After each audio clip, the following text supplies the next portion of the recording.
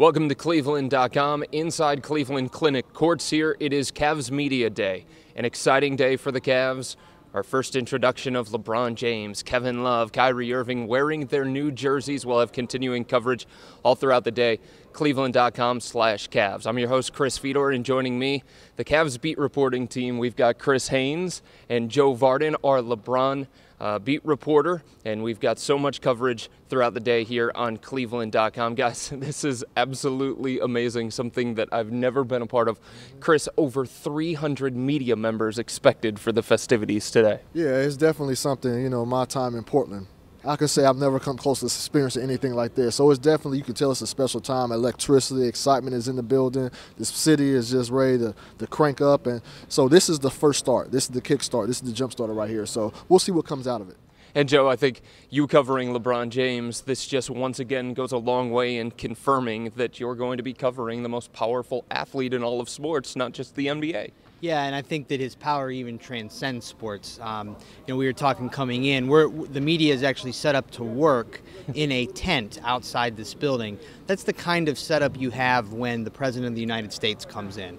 That's the kind of attention that we have here today. It's almost like the president in the middle of a campaign season in Ohio, and instead we are talking about LeBron James. People might even be, I would say, argue they are a lot more excited about him being here than any politician, but that is the kind of star power that he has.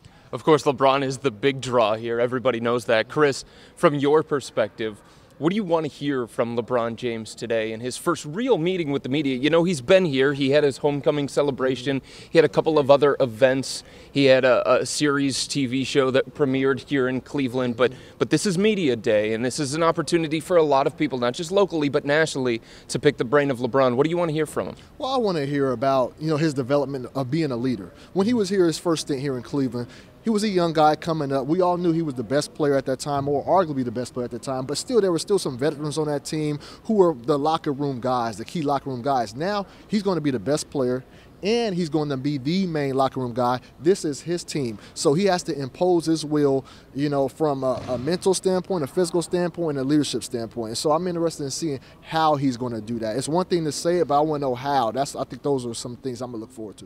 How about you, Joe? What are you looking for from LeBron today?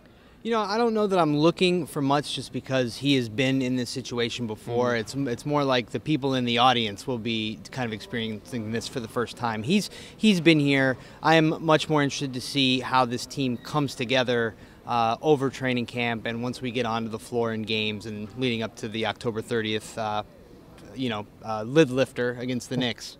What a difference a year makes. 1 year ago at Cavs Media Day, right behind us, we had one little podium, and that's kind of where Kyrie Irving and head coach Mike Brown was, and we had individual tables. You could get any one-on-one you wanted.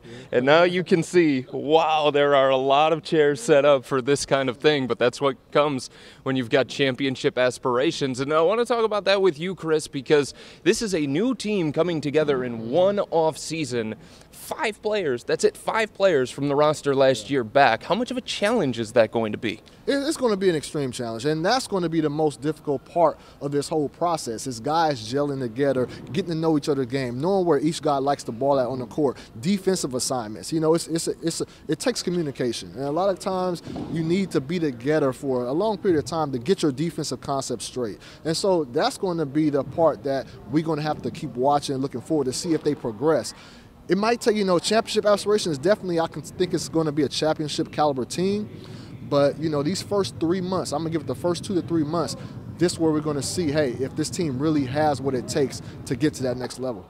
Joe, you have a column right now on cleveland.com talking about just the questions that LeBron faces heading into training camp. This is a little bit different than the time that he went down to Miami in 2010. Yeah, it's a lot different. And LeBron is preaching patience.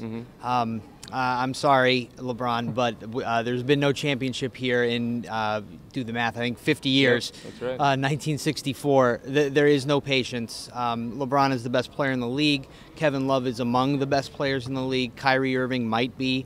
They're all on the same team.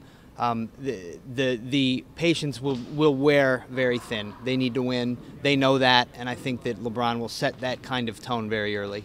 Chris, a lot of people look at the Eastern Conference and they see Cleveland and Chicago. Then you turn out west and you see Los Angeles, San Antonio, Oklahoma City. Which Los Angeles are you referring to? The to? Clippers, okay. not the Lakers. Okay. It's not Showtime anymore, Chris. The Clippers, the Spurs, the Thunder, all those teams, it's not going to be an easy road for the Cavs, and that's something that LeBron learned going into Miami. You know, when he joined up with the Heat, he had that big old celebration. Yeah. He said not one, not two, not three. He kind of thought it was going to be easy. Different kind of LeBron now coming back to Cleveland, things that he learned in Miami. What do you think is the biggest obstacle for this team internally? Well, internally, you know, LeBron, first of all, LeBron, he has a right. He's preaching patience because he knows, he understands. He's a more experienced guy. He's been to the mountaintop. He knows what it takes to get there. And it's going to be a little bit more difficult now with this team. You know, Dwayne Wade, Chris Bosh, those guys were probably in their prime, really in their prime. And now these guys are in their prime, but they still have some development to grow. When I'm talking about Kevin Love, I'm talking about Kyrie Irving. Ted, how you doing back there, man? And so, thank you, glad to be here. But no, I definitely think the challenge internally is just going to be all these guys putting their individual egos, and they're going to have to sacrifice some stats, some numbers, putting that to the side for the greater good of the team. If they can do that, they'll reach the promised land. Joe, so much is about LeBron, but Kevin Love was added in a trade, and Kyrie Irving re-signed to a max extension, and Sean Marion brought over in free agency. James Jones, Mike Miller. Aside from LeBron, who's the one guy that you're most interested to hear from today? Yeah, I think I'm looking forward to hearing from Kyrie Irving because he has been the star here, if you want to call him that, for the last 4 years, and now everything's different. And I'm interested to hear his opinion on what he expects, the changes that he's seen already, and how quickly he thinks this can come together. And Kyrie's got some growing to do, Chris. He even admitted it as he was getting ready for playing for Team USA. He said, hey, I wasn't necessarily the leader that I needed to be early in my career. That was something that I had to learn over time. My game had to evolve, but I had to evolve as a person as well. And it's good to hear those kinds of things from a young player like Kyrie. No, there's no doubt about it, because he actually realized and found out what he needs to improve at. And it's a lot of times it's not all about improvement on the court.